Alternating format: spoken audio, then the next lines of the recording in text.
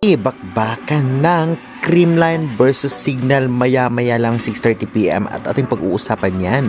Kaya syempre bago ang lahat guys, please huwag niyong kalimutan mag-like, comment, subscribe, at pa-hit the notification bell para like kayong updated sa volleyball dito sa Pilipinas. Maraming salamat sa support and syempre ito nagbabalik ako kaya pa-share and pa-like na rin ang ating video. Maraming salamat sa support. Bali po ang laban nila ay magaganap sa PhilOil Center. Syempre 6:30 PM, bakbakan ng Creamline versus Signal. Papayagan kaya ng Signal na makapasok ng semifinals o di naman kaya top 4 agad ang Creamline Cool Smashers o di naman kaya ay talagang ibabagsak na ng Signal o tatalunin agad.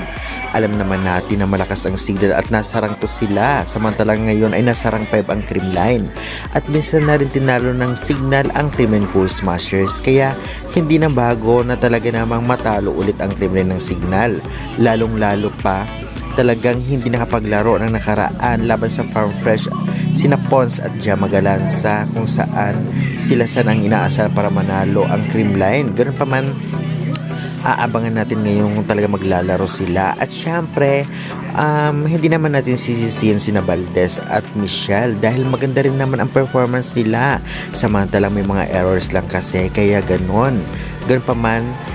Ngayon, ang isa sa mga importanteng laban, ito nga ay ang dapat nilang talunin ang Signal. Ang Signal, na sila, pasutat sila sa top 4 o semifinals. Kaya ang Creamline ay kailangan nilang talunin ang Signal para makapasok din sila.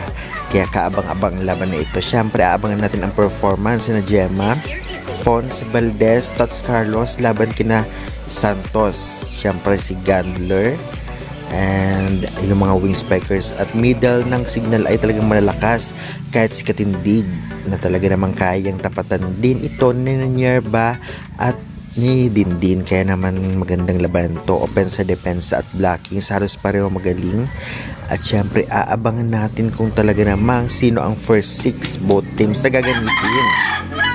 Ay maraming manok kasi dito sa amin guys, pasensya na.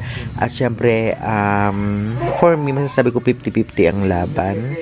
Prediction na posibleng manalo ang Signal o Creamline. Kaya guys, sa tingin niyo anong team mananalo, pa comment na dyan sa baba and pa-subscribe na rin. Thank you.